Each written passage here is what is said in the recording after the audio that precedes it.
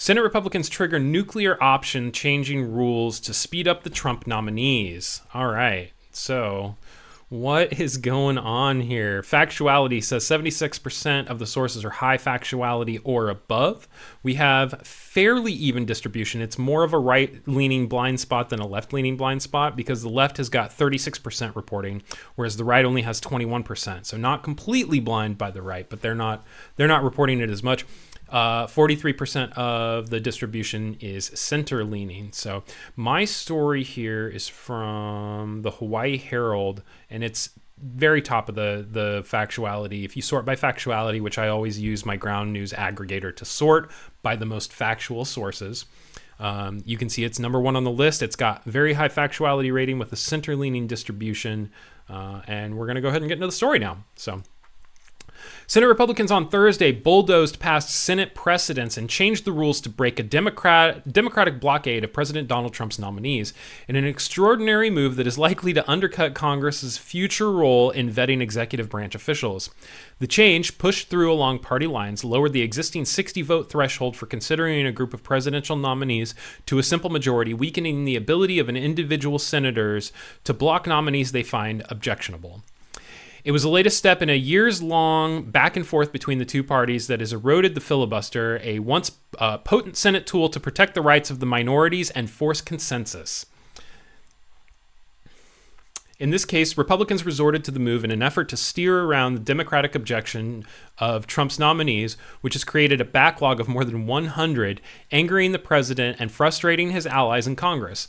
They framed it as a necessary step to grease the wheel of the chamber mired in partisan rancor and return to the Senate to its long-standing norm of confirming lower-level nominees without individual votes. For 2 centuries, most presidential nominees have sailed through this chamber by a vote, or by voice vote and unanimous consent, said Senator John Barracio of Wyoming, the number 2 Republican. The number 2 Republicans from Wyoming. That's interesting. That was the gold standard of advice and consent. Senator Schumer and Senate Democrats have abandoned it. Democrats vocally opposed to Trump's policies and tactics have demanded that every position be subject to individual consideration, delaying the approval of the presidential nominees and cluttering the Senate schedule. Senator Chuck Schumer of New York, the minority leader, said that the change would do irreparable damage to the Senate and its constitutional prerogatives, rendering it a conveyor belt for unqualified Trump nominees. That I don't like Chuck Schumer, but that's like the most accurate description of something that I think that I've ever heard from him. So we're supposed to debate and take votes on nominees, especially when the executive branch is grossly breaking norms by sending us woefully underqualified, unscrupulous, and in some cases, deeply dishonest individuals for powerful and important positions, he said. The rule change, which is expected to be finalized next week after a series of procedural votes, will allow the Senate to confirm an unlimited number of lower-level executive branch nominations at a time without the threat of a filibuster. That means Republicans will no longer be forced to negotiate with Democrats to agree on which nominees are deserving of speedy confirmation, as the majority currently must do, but will instead be able to steer around any opposition and push through dozens with a single vote. Senator John Thune of South Dakota, the majority leader, began the process Monday by introducing 48 of Trump's nominees together to allow them to be confirmed as a group. Jesus. That block covers a variety of positions, such as assistant secretaries in several cabinet departments, the inspector general and at the CIA, and ambassadors including Kimberly Guilfoyle, the former financier of Trump's eldest son, whom the president chose to be the the former fiancé. I said financee. The former fiancé of Trump's eldest son, whom the president chose to be the ambassador of Greece.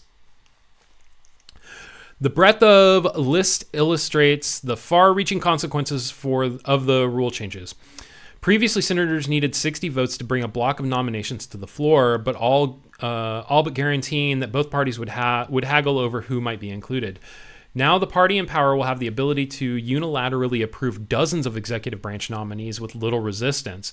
And while nominees must still win approval from Senate committee, there will be even less incentive for presidents to choose people who can draw bipartisan support, since members of the minority party will be present with even fewer opportunities to delay or block anyone's confirmation. Republicans, who hold 53 seats in the Senate, pushed through the rules change on a 53 to 45 vote, turning to a tactic known as the nuclear option to set a new precedent that overrules what had been done in the past. The dramatic name refers both to the extreme nature of its move and its assurance of mutual destruction. Republicans and Democrats alike must suffer the consequences when they find themselves in the minority. Right, it sets a dangerous precedent. It was once seen as so devastating to the Senate spirit of bipartisan compromise that leaders often threatened it but rarely followed through. There were signs Thursday that such concerns remained alive on Capitol Hill. Even after the Senate began voting on Thune's initial step to begin the rule change, the bipartisan group of senators continued to haggle over an agreement to avoid the nuclear option, holding open the vote for much of the afternoon while they engaged in frenzied talks. Senator Sheldon Whitehouse of Rhode Island said he believed that there was considerable good faith desire to come to a rules change that is bipartisan and agreeable to most all of us. He urged senators to cooperate to prove they could turn down the political temperature in the wake of the shooting death of right-wing activist Charlie Kirk. The proposal that senators were discussing would have capped the number of nominations that would have been grouped together at 15, but those negotiating the deal would have needed the consent of all 100 senators to move forward. And while Democrats sought to work into the weekend to persuade their colleagues, Republicans were skeptical that the deal could be reached and instead moved ahead unilaterally. We are achingly close to a deal, Senator Brian Schatz of Hawaii said on the Senate floor, but I'm afraid that my colleagues on the other side of the aisle have run out of patience. But Thune, visibly frustrated, argued that Democrats have had months to come up with a deal to end the roadblocks on the nominees. How much time is enough, he asked, addressing Schatz. Currently, more than 1,000 executive branch positions require Senate confirmation. Traditionally, many picks below the cabinet level have been confirmed through voice votes or by unanimous consent, essentially an agreement by all senators to bypass debate. But senators in the minority retained the ability to block an individual nominee they found objectionable, slowing the process and allowing more time for the Senate to scrutinize them. We are steadily handing away most of the significant constitutional powers of the Senate, said Senator Chris Coons of Delaware. This is very dangerous.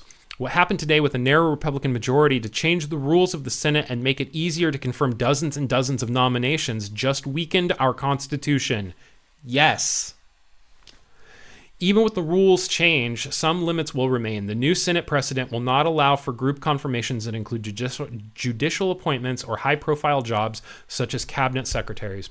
It does allow for group confirmations of federal prosecutors at a time when Trump is pushed to install loyalists and erase the Justice Department's independence from the White House. Currently, another long-standing Senate tradition, the blue slip, allows home state senators to essentially veto nominees for U.S. attorneys in their home state.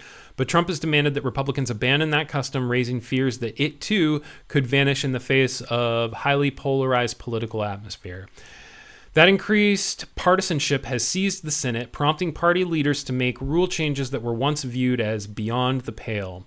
In 2013, Democrats lowered the filibuster threshold on most nominees to a simple majority out of mounting frustration that Republicans were blocking the Obama administration appointees to an influential court. 4 years later, Republicans retaliated by lowering the threshold for Supreme Court nominees. That move allowed Trump to put 3 justices on the bench during his first term. All right. So, dangerous precedents being set in the United States government. Definitely not a good thing, tubes. Hey, thanks for checking out this video from Nightly News this morning. If you wouldn't mind, subscribe and turn on notifications so you never miss a video or when we go live on Tuesdays and Fridays.